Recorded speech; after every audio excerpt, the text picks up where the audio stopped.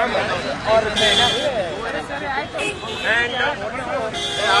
Barricade ಎಳ್ಕೊಂಡಿದ್ದೀವಿ. Barricade ಹಿಂಗೆ ಹಾಕೋ, ಹಿಂಗೆ ಒಳಗಡೆ ಹೋಗ್ತಾರೆ. ಬನ್ನಿ ಬಿಡ್ರಿ, ಬನ್ನಿ ಈ ಕಡೆ ಬನ್ನಿ, ನೀವು ಬನ್ನಿ, ದಯವಿಟ್ಟು ಹಿಂದೆ ಬನ್ನಿ.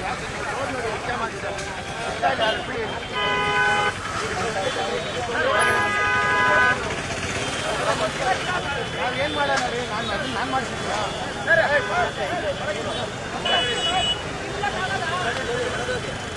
ಒಳಗಡೆ ಬನ್ನಿ, ಒಳಗಡೆ ಬನ್ನಿ, ಒಳಗಡೆ ಬನ್ನಿ, ಒಳಗಡೆ ಬನ್ನಿ. ಇವರು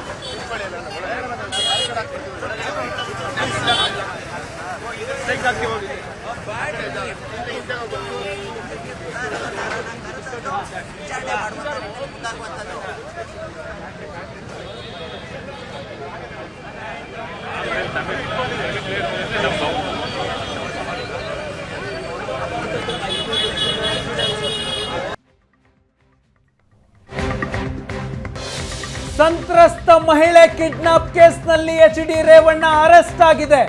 ಸುವರ್ಣ ನ್ಯೂಸ್ನಲ್ಲಿ ನೇರ ಪ್ರಸಾರದ ದೃಶ್ಯ ನೋಡ್ತಾ ಇದ್ದೀರಾ. ಎಸ್ಐಟಿ ಕಚೇರಿಗೆ ಎಚ್.ಡಿ. ರೇವಣ್ಣನವರನ್ನ ಈಗ ಕರೆತರಲಾಗ್ತಾ ಇದೆ. ರೇವಣ್ಣ ಎಸ್ಐಟಿ ಅಧಿಕಾರಿಗಳ ಕಾರ್ನಲ್ಲಿ ಕೂತಿದ್ದಾರೆ. ಮಾಧ್ಯಮಗಳು ಮಾತನಾಡಿಸುವಂತಹ ಪ್ರಯತ್ನ ಮಾಡಿದಾಗ ಎಚ್.ಡಿ. ರೇವಣ್ಣ ಯಾವುದೇ ಪ್ರತಿಕ್ರಿಯೆಯನ್ನ ಕೊಟ್ಟಿಲ್ಲ. ಕೆಲವೇ ಕ್ಷಣಗಳಲ್ಲಿ ಎಚ್.ಡಿ. ರೇವಣ್ಣ ಎಸ್ಐಟಿ ಕಚೇರಿಗೆ ಬರ್ತಾರೆ.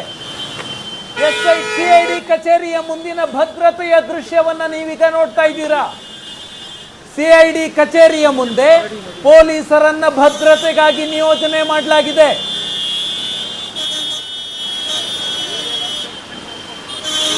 ವಿಧಾನಸೌಧದಿಂದ 100 ಮೀಟರ್ ದೂರದಲ್ಲಿ ಎಸ್ಐಟಿ ಕಚೇರಿ ಇದೆ, ಅಂದ್ರೆ ಸಿಐಡಿ ಆಫೀಸ್ ಇದೆ. ಸಿಐಡಿಯಲ್ಲಿ ಎಸ್ಐಟಿ ಅಧಿಕಾರಿಗಳ ಕಚೇರಿ ಇದೆ. ಯಾವುದೇ ಕ್ಷಣದಲ್ಲಿ ಕಿಡ್ನಾಪ್ ಕೇಸ್ನ ಆರೋಪಿ ಎಚ್.ಡಿ. ರೇವಣ್ಣನವರನ್ನ ಎಸ್ಐಟಿ ಅಧಿಕಾರಿಗಳು ಎಸ್ಐಟಿ ಕಚೇರಿಗೆ ಕರ್ಕೊಂಡು ಬರ್ತಾ ಇದ್ದಾರೆ. ಸುವರ್ಣ ನ್ಯೂಸ್ ನ ಸ್ಕ್ರೀನ್ ನಲ್ಲಿ ನೇರ ಪ್ರಸಾರದ ದೃಶ್ಯವನ್ನ ನೀವೀಗ ನೋಡ್ತಾ ಇದ್ದೀರಾ. ಮೊದಲ ದೃಶ್ಯ ರೇವಣ್ಣ ಕಾರ್ನಲ್ಲಿರುವಂತಹ ದೃಶ್ಯ, ಮತ್ತೊಂದು ಪೊಲೀಸ್ ಅಧಿಕಾರಿಗಳಿಂದ ಭದ್ರತೆ ಸಿಐಡಿ ಕಚೇರಿಯ ಮುಂದೆ. ರಮೇಶ್ ನಮ್ಮ ಜೊತೆಗೆ ಸಂಪರ್ಕದಲ್ಲಿದ್ದಾರೆ. ರಮೇಶ್, ಆಗ್ಲೇ ಮಾತನಾಡ್ತಾ ಇದ್ರಿ, ರೇವಣ್ಣ ವಿರುದ್ಧ 2 ಕೇಸ್ ಇದೆ. ಒಂದು ಕಿಡ್ನಾಪ್ ಕೇಸ್ ಇದೆ, ಒಂದು ಲೈಂಗಿಕ ದೌರ್ಜನ್ಯದ ಕೇಸ್ ಇದೆ. ಲೈಂಗಿಕ ದೌರ್ಜನ್ಯದ ಕೇಸ್ ಕಾಗ್ನಿಸಬಲ್ ಅಫೆನ್ಸ್ ಅಲ್ಲದೇ ಇದ್ರೂ ಕೂಡ ತನಿಖಾಧಿಕಾರಿ ಡಿಸೈಡ್ ಮಾಡಿದ್ರೆ ಆ ಕೇಸ್ನಲ್ಲೂ ಅರೆಸ್ಟ್ ಮಾಡುವ ಸಾಧ್ಯತೆ ಎಷ್ಟರ ಮಟ್ಟಿಗಿದೆ? ರಮೇಶ್, ಶಶಿ, ಅಂದ್ರೆ ಈ ಕೇಸಿನ ಗಂಭೀರತೆ ಮತ್ತೆ ತನಿಖೆ ನಡೆಸುವಂತ ಸಂದರ್ಭದಲ್ಲಿ ಸಿಗುವಂತ ಸಾಕ್ಷ್ಯಗಳು ತುಂಬಾ ಇಂಪಾರ್ಟೆಂಟ್ ಆಗುತ್ತೆ.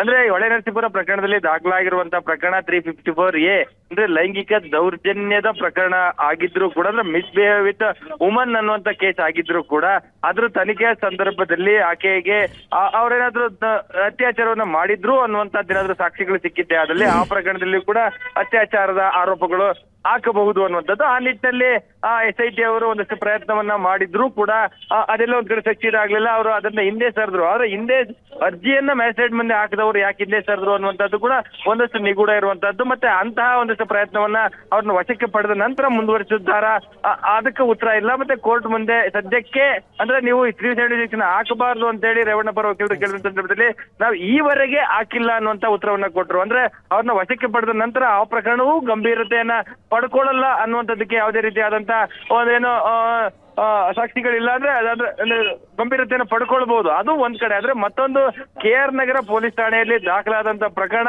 ತುಂಬಾ ಗಂಭೀರವಾಗಿದೆ. ಸೊ ಅಲ್ಲಿ 364A ಅನ್ನುವಂಥದ್ದು ತುಂಬಾ ಗಂಭೀರವಾದಂತ ಪ್ರಕರಣ. ಆ ಒಂದು ಪ್ರಕರಣದಲ್ಲಿ life sentence or death sentence ಕೊಡಬಹುದಾದಂತ ಒಂದು ಗಂಭೀರವಾದಂತ ಪ್ರಕರಣ. ಒಬ್ಬ ಮಹಿಳೆಯನ್ನ ಎದುರಿಸಿ ಅವ್ರನ್ನ ಕರ್ಕೊಂಡೋಗಿ ಅಜ್ಞಾತ ಸ್ಥಳದಲ್ಲಿಟ್ಟು ಅವರಿಗೆ ಏನೋ ಎಲ್ಲ ಒಂದ್ ಕಡೆ ಎದುರಿಸುವಂತದ್ದು, ಬೆದರಿಸುವಂತದ್ದು, ಹಲ್ಲೆ ಮಾಡುವಂತದ್ದಿದೆ. ಅದು ತೀರಾ ಗಂಭೀರವಾದಂತ ಆರೋಪ ಇದಾಗಿರುವಂತಹದ್ದು. ಸೊ ಹಾಗಾಗಿ ಅಂತ ಒಂದು ಆರೋಪ, ಅಂತ ಒಂದು ಪ್ರಕರಣದಲ್ಲಿ ಯಾವುದೇ ಕಾರಣಕ್ಕೂ ಬೇಲೆನ ಕೊಡಬಾರ್ದು. ಮತ್ತೆ ಅದರ ಏನು ಸಂಪೂರ್ಣವಾದಂತ ವಿಚಾರಣೆಯನ್ನ ಮಾಡ್ಲಿಕ್ಕೆ ಅವಕಾಶ ಬೇಕು ಅನ್ನೋದನ್ನ ಕೋರ್ಟ್ ಮುಂದೆ ಹೇಳಿದ್ರು. ಮತ್ತೆ ಈ ಪ್ರಕರಣದ ಸ್ವಲ್ಪ ಹಿನ್ನೆಲೆ ನೋಡ್ತಾ ಹೋದ್ರೆ ಏನು ಪ್ರಜ್ವಲ್ ರೇವಣ್ಣ ವಿರುದ್ಧ ಏನೋ ಒಂದಷ್ಟು ವಿಡಿಯೋಗಳ ವಿಚಾರ ಏನ್ ಕೇಳಿ ಬಂದಿದೆ. ಅಂತಹ ಒಂದಷ್ಟು ವಿಡಿಯೋಗಳ ವಿಚಾರದಲ್ಲಿ ಆ ಸಂತ್ರಸ್ತರ ಪೈಕಿ ಈಕೆ ಕೂಡ ಒಬ್ರು. ಸೊ ಹಾಗಾಗಿ ತಮ್ಮ ಮೇಲೆ ಬೇರೆ ಯಾವುದೋ ಒಂದು ಆರೋಪ ಬರಬಾರದು ಅನ್ನೋದು ತಮ್ಮ ಒಂದು ಕ್ರೈಮ್ ಅನ್ನ ಮುಚ್ಕೊಳ್ಳಿಕ್ಕೋಸ್ಕರ ಮತ್ತೊಂದು ಅಪರಾಧವನ್ನ ಮಾಡ್ಲಿಕ್ಕೆ ಮುಂದಾಗಿರುವಂತದ್ದಿಲ್ಲ.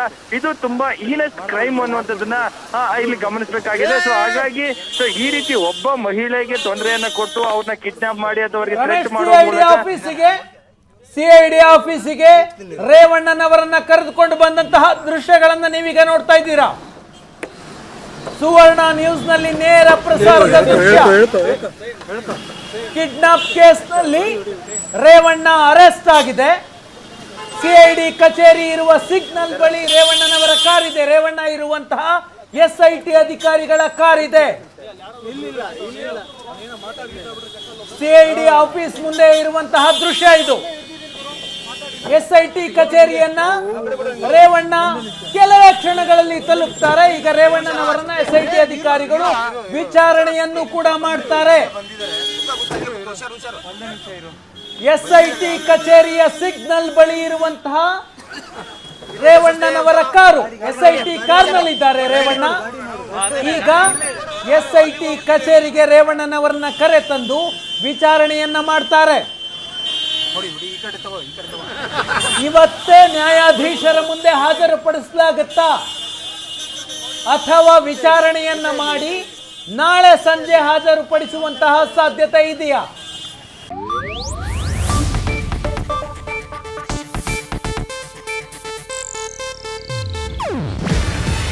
ಇದು ಏಷ್ಯಾನೆಟ್ ನ್ಯೂಸ್ ನೆಟ್ವರ್ಕ್ ಪ್ರಸ್ತುತಿ. ನೀವು ನೋಡ್ತಿದ್ದೀರಾ ಏಷ್ಯಾನೆಟ್ ಸುವರ್ಣ ನ್ಯೂಸ್.